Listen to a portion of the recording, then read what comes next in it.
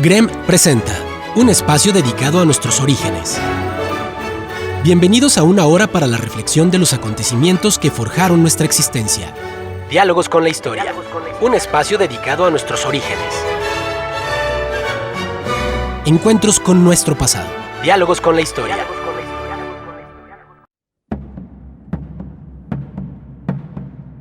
Muy buenos días, estimados amigos del Grupo Radio Estéreo Mairán.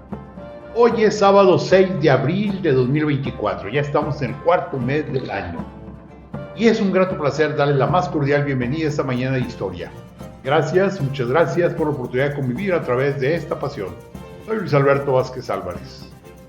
Pues después de la Semana Santa que ya vivimos, que ya gozamos, que ya estamos ahora en otra época, quiero comentar dos cosmovisiones religiosas y costumbristas implicadas por 300 años.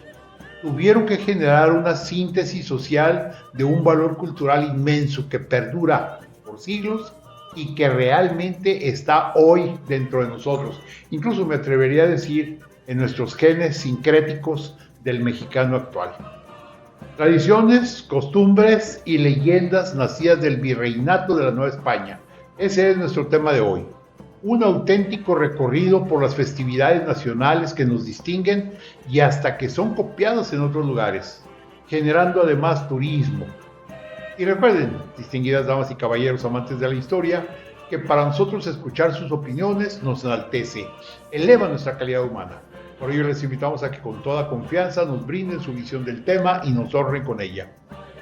Con mucho agrado damos la más cordial de las bienvenidas a nuestros siempre distinguidos amigos, miembros permanentes de este diálogo, quienes, amantes de la historia, gozan de experiencias y excepcionales al compartirlo.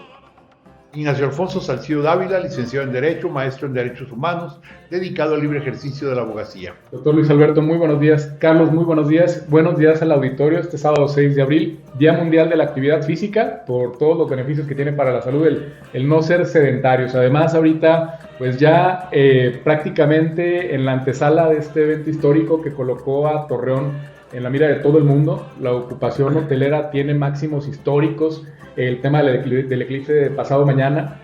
Y pues bueno, auditorio, vamos a abordar un tema muy interesante que, como todos los que hemos abordado de la época del virreinato, tienen mucho que ver con la consolidación de nuestra identidad nacional. Nos vamos a dar cuenta que las tradiciones mexicanas que consideramos propias son tradiciones virreinales, tradiciones novohispanas. Carlos Humberto Huerta Ochoa, licenciado y maestro en Derecho, catedrático universitario y abogado consultor con acentuación en amparo. Doctor Luis Alberto, muy buenos días. Mi hermano Nacho, buenos días, Radio Escuchas. Bienvenidos a ese espacio, sí. 6 de abril, primer semana de Pascua. Así es, segunda semana de Pascua, perdón, ya estoy corrigiendo. Quiero felicitar un poquito retrasado a una cumpleañera, a doña Bertaliza Ochoa, mi mamá, el pasado 25.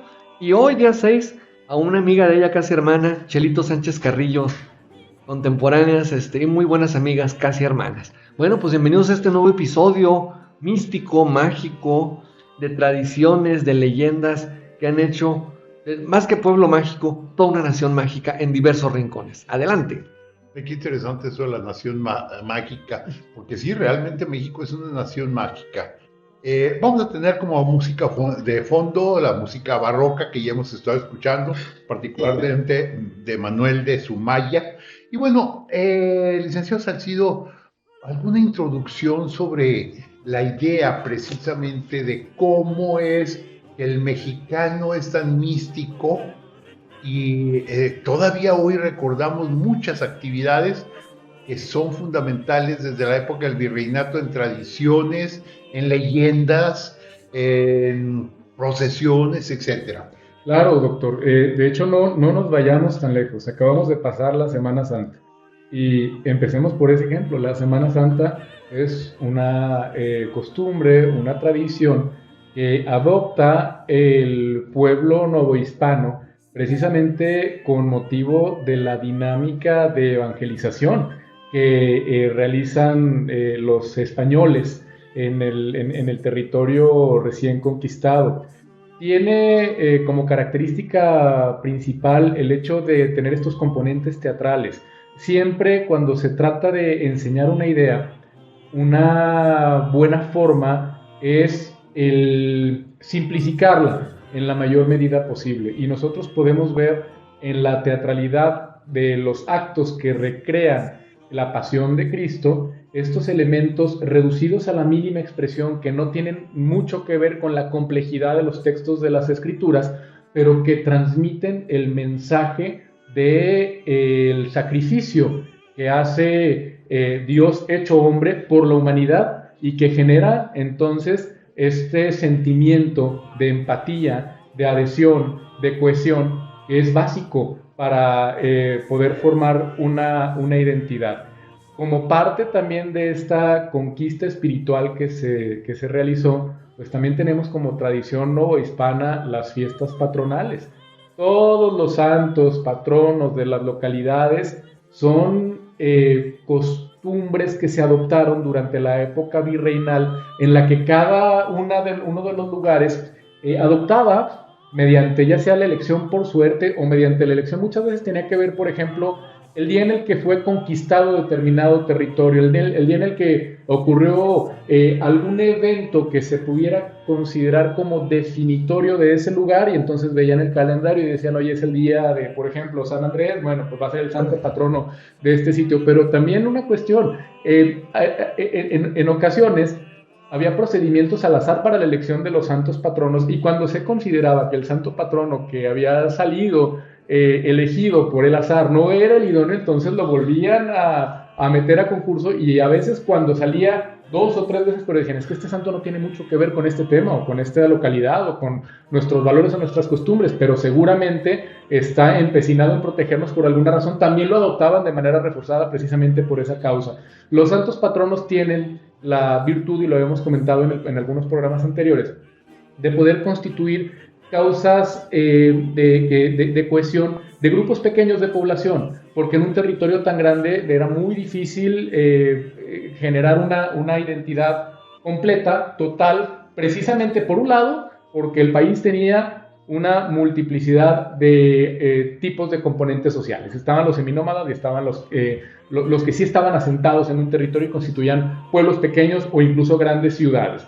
Y para eso los conquistadores tuvieron que generar distintas estrategias y obviamente para quienes tienen su fe, pues entonces también ellos traían un mensaje divino, ¿sí? Y lo decimos así en este programa porque todas las creencias son muy respetables. Entonces los conquistadores trajeron este mensaje divino, les abrieron los ojos a los conquistados sobre cuál era la verdadera fe que debían seguir, y de esa manera los convencieron. Lo que no podemos negar es que abonó y mucho para efectos de esta conquista religiosa, de este sometimiento que hubo en la cosmovisión de los pueblos prehispánicos a la cosmovisión de la religión católica, el pensamiento mágico que imperaba en los pueblos prehispánicos, el hecho de tener esta predisposición a creer que todo estaba relacionado con una causa mística, absolutamente todo. Y eso es explotado, eso es utilizado de tal manera que, por ejemplo, viene a colación el tema de la pasión de Cristo durante la Semana Santa, el tema de los santos patronos, las leyendas, doctor, que surgen con motivo precisamente de la adopción del ideario católico, que tienen que ver también con...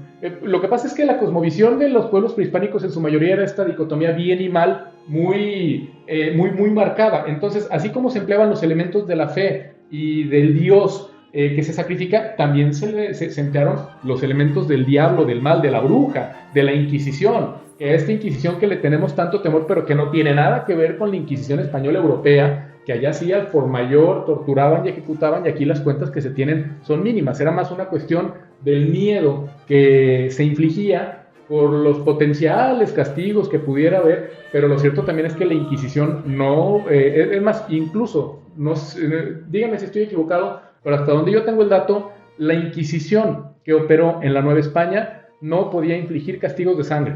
Así es. No. Ahora, aquí voy, si estoy de acuerdo, voy a meter una tarántula en medio de la discusión, de la plática aquí, del diálogo. A ver, ¿cómo es posible entender que, por ejemplo, el mexica, el azteca, por cientos de años le había entregado a Huitzilopochtli su sangre. A Huitzilopochtli se le adoraba entregándole la sangre del vencido, del sacrificado. Y ahora llegan los españoles. A Tezcatlipoca también. Sí, el único que iba a encontrar a Quetzalcóatl. Pero además se le ofrecía al dios del maíz, al dios del maguey, a la fertilidad misma. O sea, que las propias princesas mayas en los cenotes mayas que se arrojaban como sacrificio para una ofrenda para buscar abundancia, prosperidad. Entonces, esta era su tierra prometida. Ahí te va, ahí es donde está el problema. En la cosmovisión mesoamericana, el ser humano se sacrifica por los dioses. En la cosmovisión cristiana, es Dios quien se sacrifica por los hombres. ¿Cómo afectó ello? Porque Cristo entrega su sangre para salvar al ser humano. Y el indígena entrega su sangre para adorar a Huitzilopochtli. ¿Cómo afectó eso nuestras tradiciones? Pues lo que pasa, doctor, es que pienso que por eso también no fue tan complicado, ¿no? De pasar de rescatista a rescatado. Entonces creo que ese elemento también ayuda y facilita el hecho de que se haya insertado la religión católica. Ya no nada más no era, digamos, parte del rito, de la creencia de que tenemos que hacer sacrificios humanos para que estuviera contento Dios, Cristo o los santos patronos, sino que por el contrario, esos elementos se veían como aspectos de barbarie. Y hablando de barbarie, también ahorita vamos a abordar temas bien interesantes. Desde el aspecto exclusivamente histórico, aquí no nos vamos a meter en el debate porque no es materia, pero otra de las grandes tradiciones que no podemos negar que es tal, al margen de que obviamente con el paso de los años y algunos grupos sociales que han estado propugnando para que ya no se lleven a cabo por ciertas cuestiones que aducen de índole moral, han sido materia incluso de prohibición en lugares como nuestro estado, como en Coahuila, que desde 2015 está prohibido. Me refiero a las corridas de toros.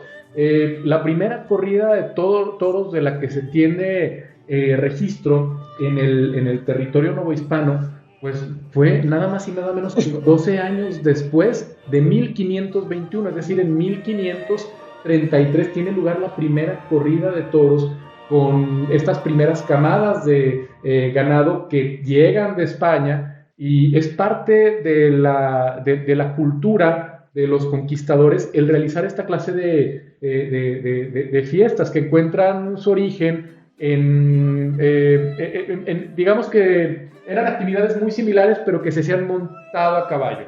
Pero el pueblo, pues no todo el pueblo tenía acceso a un caballo para poder realizar la actividad, y entonces se crea esta nueva actividad en la que la lidia se hace a pie por parte del torero.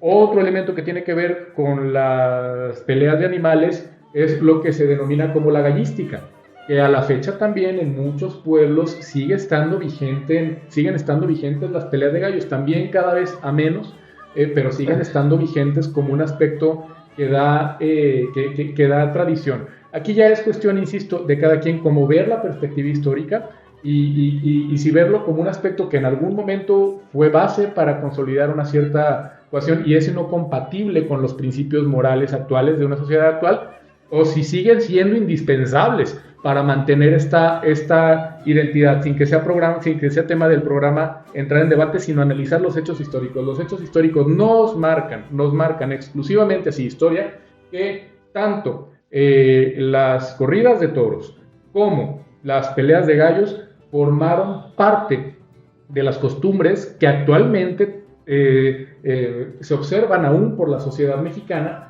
y que son costumbres novohispanas. Eso es lo que también comenté, creo que al inicio del programa, y me parece que es algo que nos mueve un poquito cuando lo vemos como es.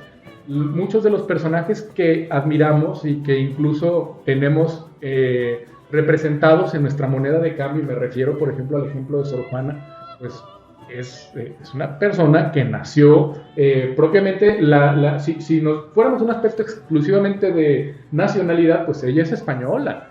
Pues ¿por qué? Pues porque ella nace en la Nueva España, que era hija de criollos, que ahora platicábamos, exacto, una hija digna de su época. Entonces la nacionalidad del mexicano es la nacionalidad del novohispano.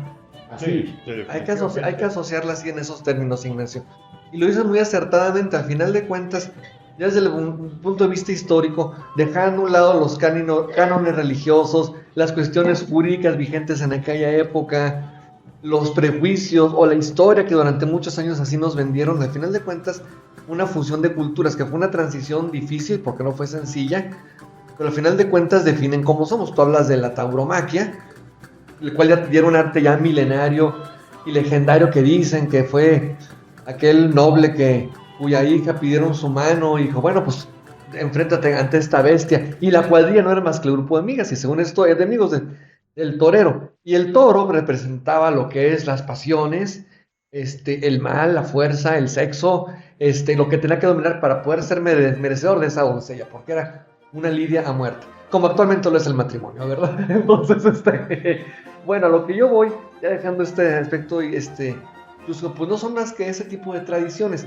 Yo quiero interrumpir tantito a hablar de una fiesta patronal, o iniciar una parte de fiesta patronal, antes de hablar de la procesión del silencio, que es la fiesta del Día de Todos Santos, que durante muchos años, y hasta hace poco, y lo puedo decir, aunque se enoje la Iglesia Católica, a la que pertenezco, se ha perdido esa festividad. Porque antes había una misa, no es una misa especial, sino una serie era congregar precisamente a todos los santos, precisamente, y se los digo porque los que nacimos bajo ese mismo día, su servidor y mi abuela en paz descanse, bueno, seguimos en la segunda parte para dejarnos picas con esta historia. Ok, muy bien, gracias, Carlos. Vamos a hacer una breve pausa y continuamos con este tema tan interesante que son las tradiciones que quedaron en la hoy de la época del virreinato de la Nueva España. El diálogo continúa después de esta pausa. Escúchanos en línea a través de www.noticierosgrem.com.mx. Diálogos con la historia. Q 91.1 FM.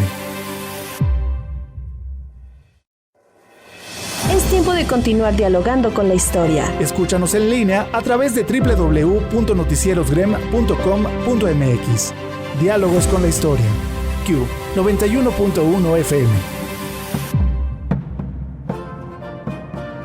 Regresamos a Diálogos con la Historia. Hoy nuestro tema, tradiciones, costumbres y leyendas del México actual nacidas durante el virreinato. Con nosotros, Carlos Humberto Huerta Ochoa e Ignacio Alfonso Salcido Dávila, ambos abogados amantes de la historia. Carlos, nos estabas comentando acerca de una festividad ya no tan tradicional. Sí, es el Día de Todos Santos, 1 de noviembre.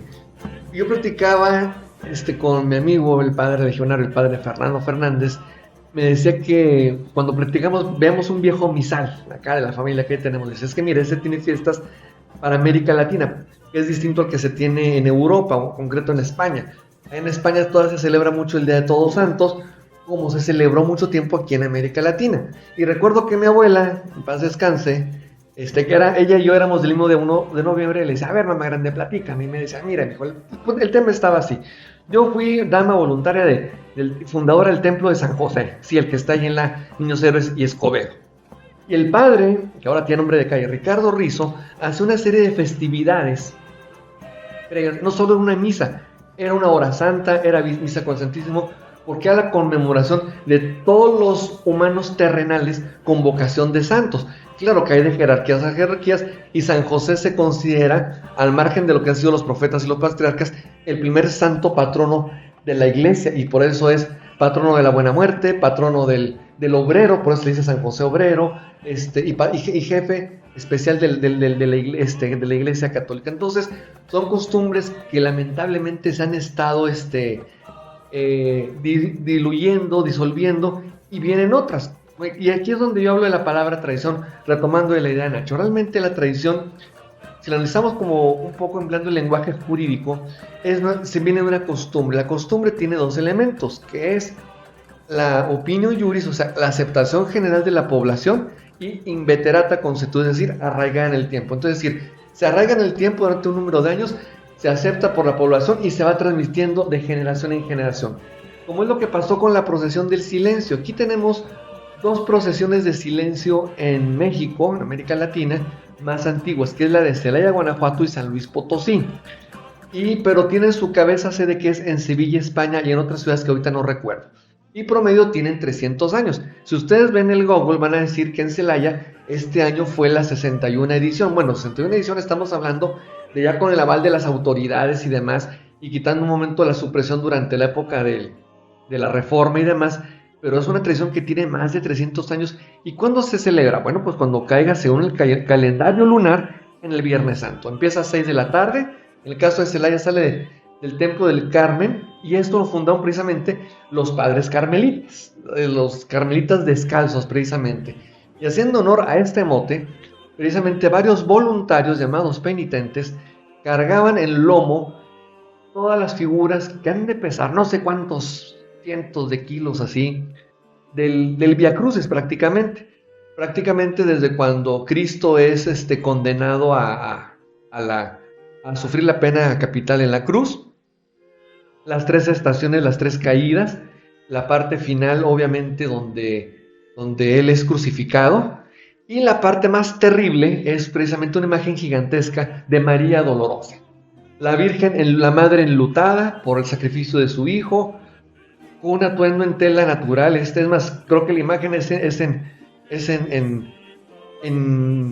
tiempo real, en imagen prácticamente a escala de un cuerpo humano, así, con bordados increíbles, y todos los penitentes son encapuchados con ese cono puntiagudo que les tapa la cara, y hay otros que van arrastrando cruces en cadenas. Según lo que yo leí en las noticias que previamente se dieron esta procesión que ya ocurrió, se sugirió por esta ocasión que la cruz de madera, la viga que cargan, no fuera a superar los 30 kilos. Yo en los años que viví en Celaya, Guanajuato, de mis 8 a los 12, casi 13 años, que me tocó ver varias procesiones del silencio, me acuerdo de los víceres de la gente que decían: mira, ahí va doña fulanita, mira, ahí va don perenganito. ¿Y cómo lo sabes? Pues lo reconozco por sus callos y sus juanetes. Es lo que decían, porque iban descalzos. Unos un tanto sangrantes, otros un poco más lacerantes que otros. Ya después hay otra tradición, pero les digo, esta es la que tiene más o menos como unos 300 o 400 años de haberse instaurado.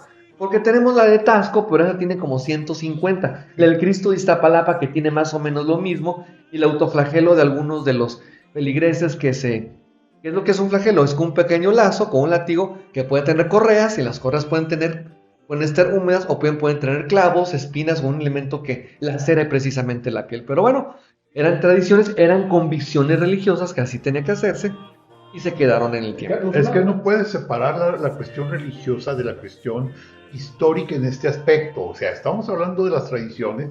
Es imposible que separemos lo religioso, porque si no lo consideramos, no vamos a tener tradiciones, no vamos a tener leyendas, no vamos a tener nada. Claro, y yo lo que le quería preguntar a Carlos, que ahorita hizo una exposición muy interesante sobre las procesiones del silencio. Yo he visto que en esas procesiones utilizan muchas personas, los penitentes, unos como sombreros cónicos, elevados, sí, así para cubrir su rostro. Es decir, ¿cuál es el motivo? Pues la anonimia sí es que no sepan de quién se trata, y sobre todo cuestiones un poco conservadoras del qué dirán, ¿verdad? Entonces, se supone, me platicaron alguna vez los padres que lo organizaban, nos comentaban acá la familia, se concentraban previamente en un anexo ahí de la Catedral del Carmen, así en forma anónima, no sabe, o sea, ahí se cambiaban, se ponían, parecía como si fueran del Ku Klux Klan prácticamente, se encadenaban entre ellos mismos, y pues sí, les dieron convicciones. Yo tengo otra forma de percibir mis creencias y mi religión, pero bueno, son respetables, y al final de cuentas es una tradición que se vino quedando. Sí, es que aquí estamos para hablar, como dijimos ahorita con lo de los deportes estos controvertidos, estamos para hablar de historia. Ya esto no es un tema de un programa de debates, que sería muy interesante luego con gente de la talla de ustedes dos tener uno de debates, pero por lo pronto es historia y los hechos puros y duros. También hay quienes dicen que el origen de estos sombreros cónicos que se llaman capirotes data desde el siglo XV, porque era como la Santa Inquisición distinguía a las personas que eran condenadas, les imponía esa prenda para distinguirlas, que habían sido personas condenadas por la Inquisición. Hay que hacer una puntualización. Entonces, que hemos satanizado de más a la Inquisición. No digo que no hubo excesos, claro que no. Sería algo deleznable de mi parte.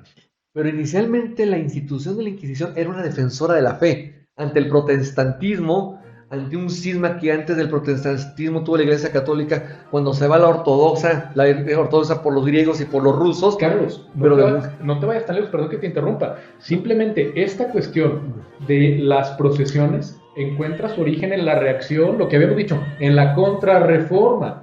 Cuando Martín Lutero empieza su movimiento de reforma al dogma católico, la Iglesia reacciona de muchas maneras. Lo vimos en el arte, lo vimos en la literatura, en el tema del barroco, cómo marcó las manifestaciones artísticas. También marcó las manifestaciones religiosas. Uno de los principios que la Iglesia Católica le solicitó a sus miembros durante este periodo de crisis era muestren su fe. Y qué manera más nacional, así que es la manera por antonomasia de mostrar la fe, que en Semana Santa salir y replicar en la mayor medida posible la pasión de Cristo, incluso tratando de convertirse en un penitente material, sufrirlo materialmente. Esto, por ejemplo, el tema de esta indumentaria, ¿qué quiere decir? Que se reconocen como pecadores y que se equiparan cuando hubieran sido condenados por la Santa Inquisición, para efectos de decir, soy un pecador y aquí estoy yo también entregando mi dolor. Golpeándose en latín, un mea culpa.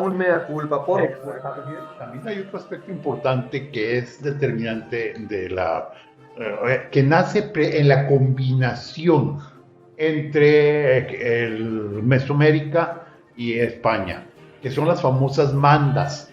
Ya se sabía que algunos ofrecían a Huitzilopochtli o a Quetzalcóatl alguna actividad si lograban un beneficio, y luego se convirtieron en las mandas. Hoy las mandas nacieron en esa época, siguen siendo un elemento sustancial de la creencia y compromiso del pueblo. La gente va a ciertos lugares, compromete a realizar ciertas mandas. Podemos estar o no de acuerdo con ellas, eso no importa. Que vayan a pie, que caminen a pie no sé cuánto tiempo y se desgarren los pies, que vayan de rodillas a la basílica y se desgarren las rodillas, no. Lo que estamos analizando es la costumbre, y la manda tiene una característica muy especial. Se hace ante una situación crítica, el creyente le ofrece a su santo, a su virgen, algo, realiza esa acción, y cuando recibe precisamente ese beneficio, esa gracia se puede decir, exactamente, esa gracia le lleva un regalo que se me fue el nombre, un exvoto. No sé si ustedes que hayan estado alguna vez, por ejemplo, aquí tan fácil como en el Santo Madero de Parras, había muchos exvotos, que son esos cuadritos de lámina pintados donde se platica una historia. Iba yo en la carretera y tuve un accidente. O llevas un pin con una pierna, con un brazo, con un ojo, una ofrenda.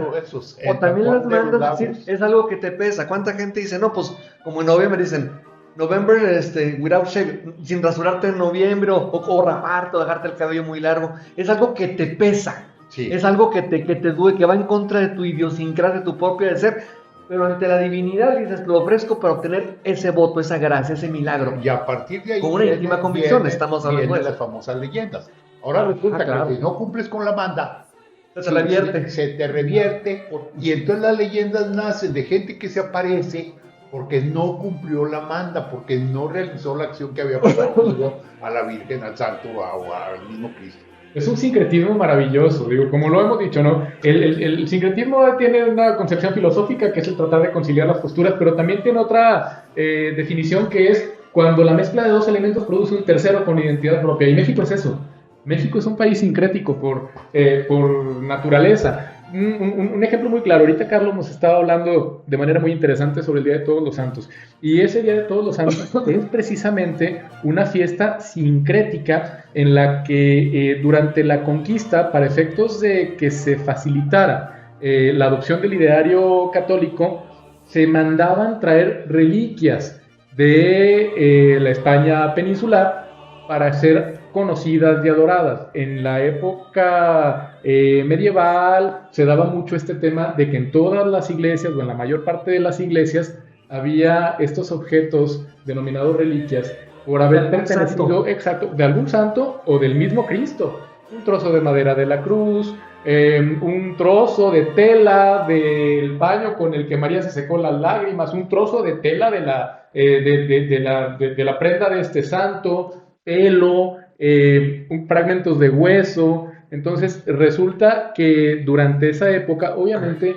reliquias. Sí, las reliquias, conocidísimas por todos, las reliquias, en la medida en la que la ciencia fue avanzando y fue volviendo posible demostrar que muchas veces por la antigüedad, por los materiales no podían pertenecer, pues se han ido haciendo menos. Ahorita ni siquiera se tiene, creo que no se tiene, salvo que alguien me corrija, conocimiento de que existe un fragmento de la Veracruz. Perdón, pero a la gente no le importa. No, doctor, es que eso es lo maravilloso. Lo creas, lo vives y claro, nosotros, o sea, el que piense que al tratar con un ser humano está tratando con seres de razón se equivoca, están tratando con seres de emociones, ¿no?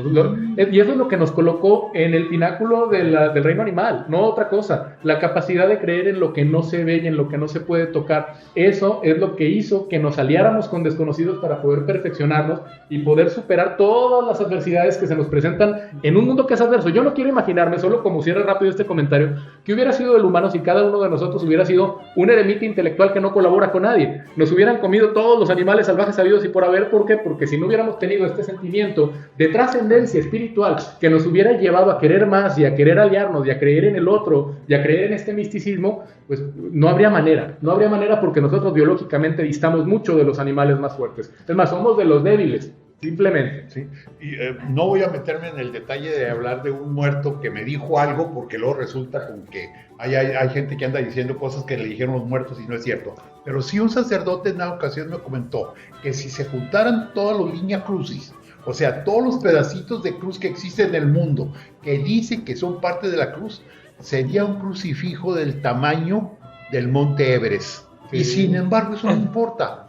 ¿Por qué? Porque quien tiene eso como reliquia, cree en esa reliquia. Así es. Y vamos a las iglesias antiguas y encontramos unos sarcófagos de cristal donde hay una figura de una santa, de un santo, y se dice que nada más tiene un pedacito de la uña de ese santo, todo el resto es falso. Sí. Pero la gente vaya a ese lugar. Y eso nace precisamente del virreinato. Y sí, digo, aquí ya nos queda muy poco de este bloque 2. Solamente me gustaría terminar diciendo cuál es el ritual indígena de culto a los muertos, porque de ahí surge también una festividad que es propia, que es mexicana, que es el Día de los Muertos y que está muy conectado también con el Día de Todos los Santos. Dice Fray Diego Durán, que es un historiador que escribió precisamente crónicas de las conquistas de las Indias, que en el ritual indígena náhuatl había dos fiestas dedicadas al culto a los muertos. Uno que se llamaba Micayumitontli, que era fiesta de los muertecitos, y se conmemoraba el 9º mes del calendario náhuatl y equivalía al mes de agosto del año cristiano, y una fiesta grande que se llamaba Huey Mixahuitl. Y estas fiestas, además de dedicarse a los muertos, eran para fines de propiciar la agricultura, porque los indígenas creían que si no la celebraban iban a morir sus sembradíos. Y entonces resulta que cuando la Iglesia Católica viene y realiza esta conquista espiritual y que ellos tienen esta festividad de Todos los Santos, que es la exhibición de las reliquias, los indígenas, para seguir haciendo su culto, pero sin que se diera cuenta, lo desplazaron a noviembre, de agosto a noviembre, y es como se genera este sincretismo y esta mezcla de creencias que deriva en algo nuevo y hermoso, que es el Día de Muertos que tenemos. Excelente. Vamos a hacer una hora de pausa y continuamos platicando de estas tradiciones tan mexicanas nacidas en el virreinato. El diálogo continúa después de esta pausa. Escúchanos en línea a través de www.noticierosgrem.com.mx. Diálogos con la historia. Q 91.1 FM. Es tiempo de continuar dialogando con la historia. Escúchanos en línea a través de www.noticierosgrem.com.mx. Diálogos con la historia. Q 91.1 FM. Regresamos a Diálogos con la Historia. Hoy estamos platicando acerca de las tradiciones, costumbres, leyendas nacidas en el virreinato y que todavía hoy son vigentes. Y bueno, con nosotros se encuentran Ignacio Alfonso Salcido Dávila, Carlos Humberto Huerta Ochoa, ambos abogados, amantes de la historia. Comentábamos algunas de las principales actividades que todavía quedan y que decíamos están directamente ligadas con la cuestión religiosa. Por ejemplo, de Semana Santa, que acabamos de terminarla, podemos encontrar el famoso Via Crucis, que aquí lo vivimos en Torreón, el Pésame a la Virgen, el Domingo de Ramos, Domingo de Resurrección. También podemos recordar las diversas ofrendas, las reliquias, y un aspecto muy interesante son las leyendas que nacen de los momentos históricos de la época. No sé si alguno de ustedes quisiera comentar alguna leyenda en particular. Pues leyendas, es que todo nuestro México es nación mágica, o sea, pero lo que yo digo, ¿hasta dónde es leyenda o realmente una mentira? Yo pienso que algo tuvo de verdad porque la gente lo sigue creyendo y tan es así que sigue transmitiendo, simplemente pues matas ese tema y se acaba. Pero lo que pasa es que las leyendas es como todo, ¿no? De hecho, como todos los sistemas filosóficos dicen, ¿no? No es lo que es, sino lo que se aprecia del hecho y luego ya de allí lo que va hablando la gente y va modificándose. Pero encuentran muchas veces origen en cuestiones objetivamente verificables.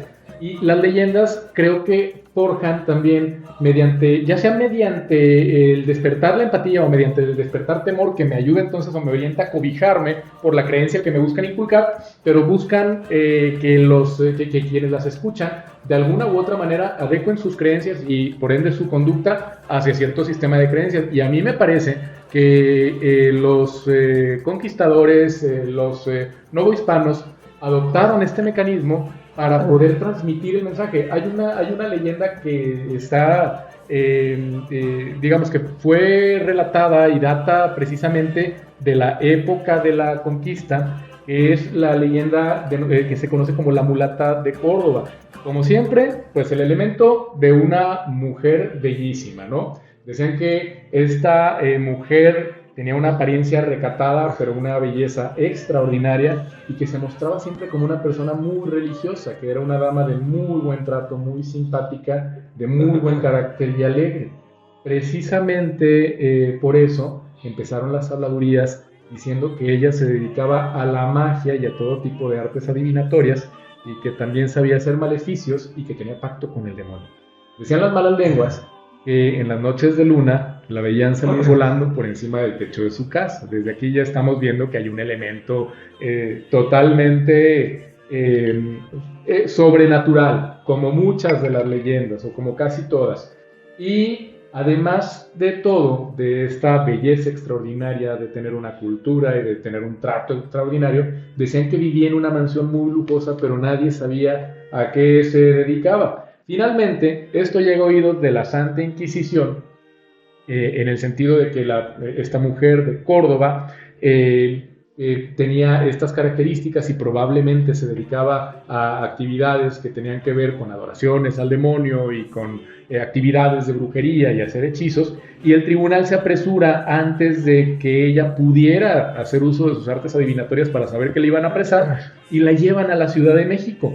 Cuando llega al tribunal, le introducen en una celda y dicen que ella entra con mucha calma, con una sonrisa, como si no estuviera pasando absolutamente nada. Inicia su proceso, después de algunos meses la condenan y, aparte de condenarla a la confiscación de todos sus bienes, la condenan a muerte porque era como se prescribía que debían ser condenadas las personas que se dedicaban a la brujería y a la hechicería.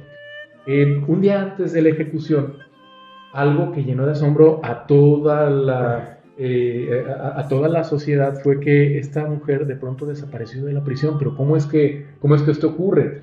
Dicen que por la mañana el guardia, el celador, entró a darle su desayuno, la iban a quemar en la hoguera y vio a la mulata elegantemente vestida con un traje de tela impermeable de color verde adornado con flores.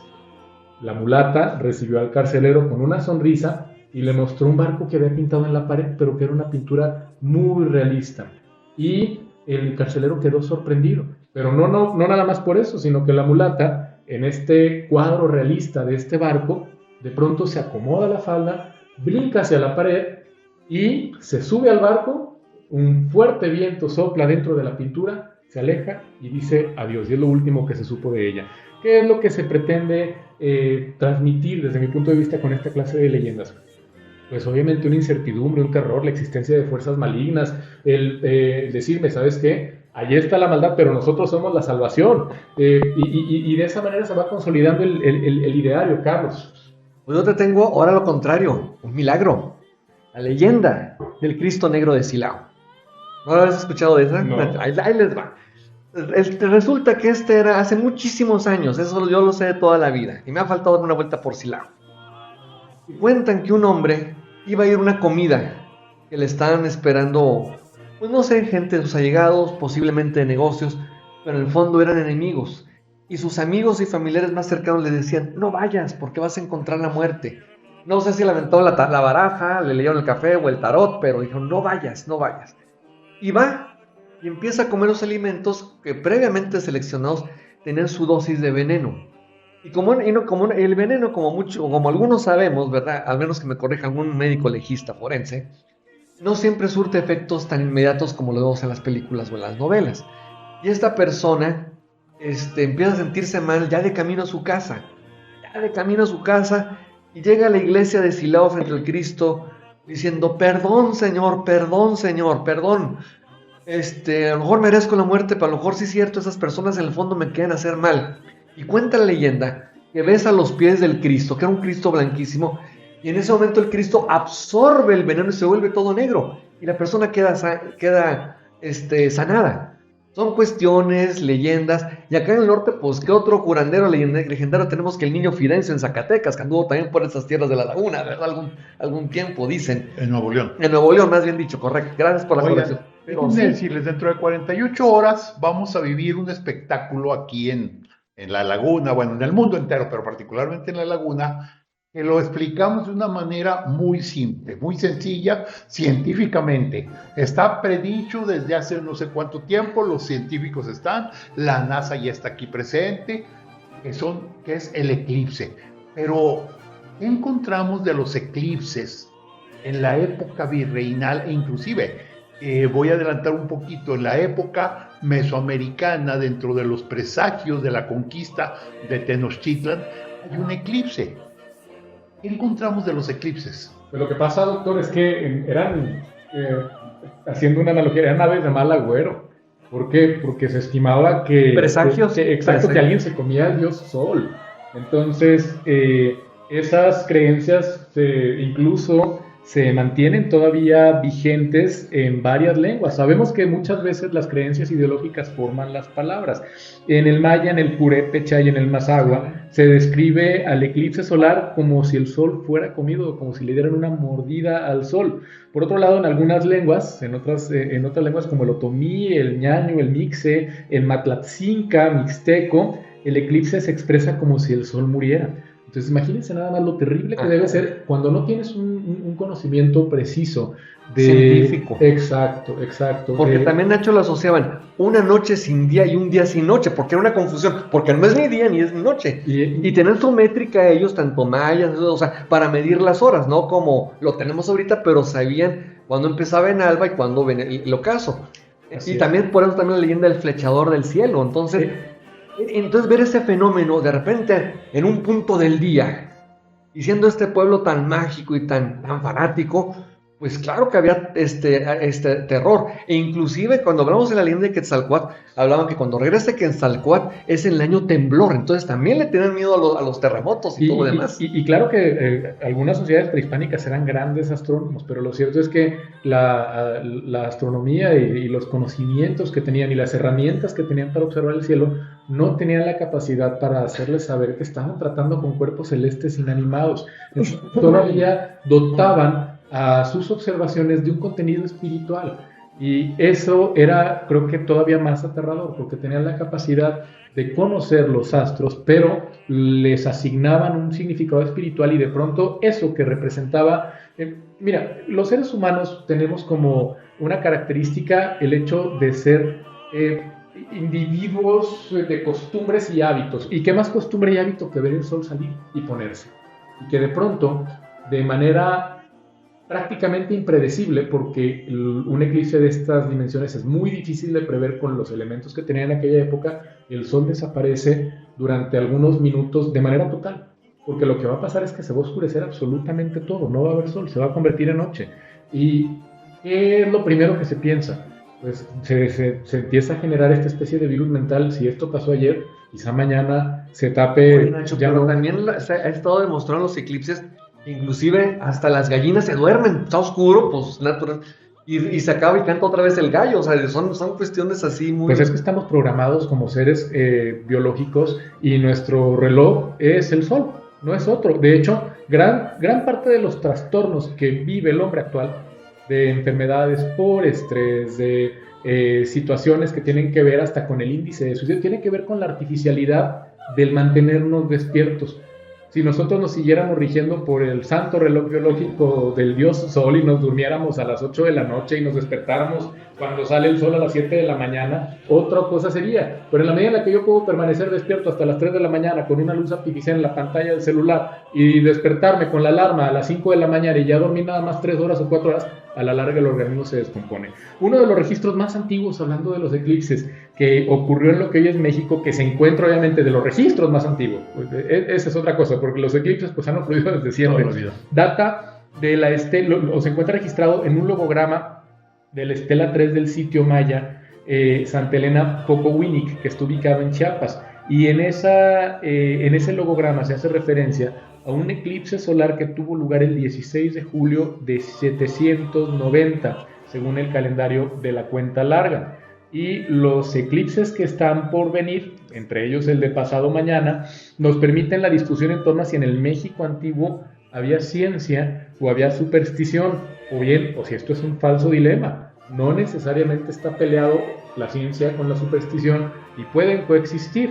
Incluso pienso que muchos de los avances científicos más importantes se han dado también o han sido ideados por personas que también tenían profundas creencias religiosas. No está peleado el hecho de debatir si había ciencia o había superstición. Yo pienso que coexistían, pero no sé qué piensan ustedes, Carlos, doctor. La idea de que imperaba la superstición en el México prehispánico data de fuentes del siglo XVI. Durante el virreinato, que es tema de este programa, se extendieron algunas supercherías y sobreviven registros de algunas ocultaciones, es decir, eclipses, que datan del periodo clásico, que es entre el 200 y el 90 de nuestra época, y que ya nos hablan sobre cierta erudición sobre el tema, porque ciertamente es lo que comentábamos, las sociedades prehispánicas sí volteaban a ver al cielo, sí lo estudiaban y sí eran capaces de predecir muchos de los fenómenos se dan en la astronomía.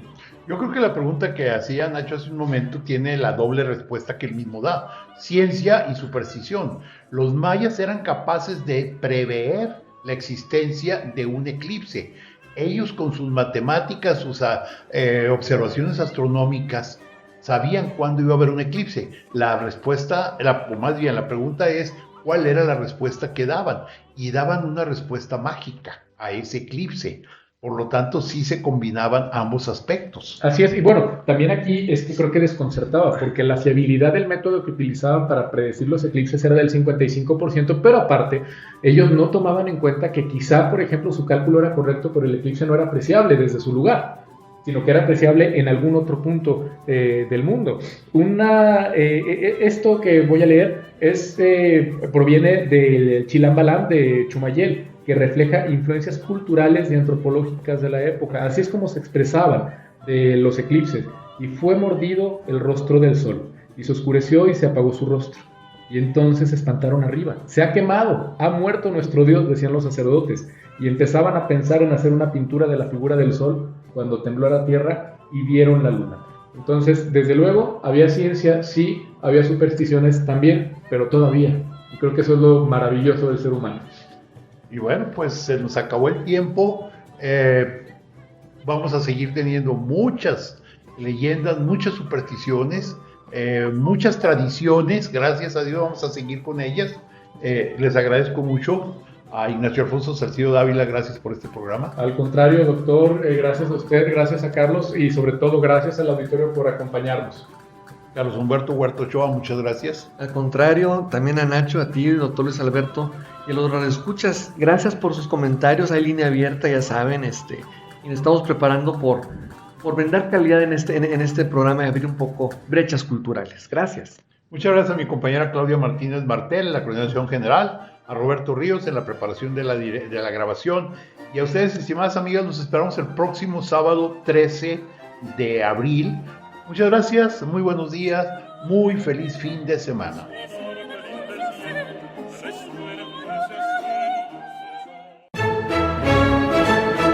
GREM presentó Diálogos con la Historia. La charla concluye por esta semana, pero nuestra raíz es extensa, por lo que te invitamos a debatir el tema en nuestra próxima emisión. Encuentros con nuestro pasado. Diálogos con la Historia.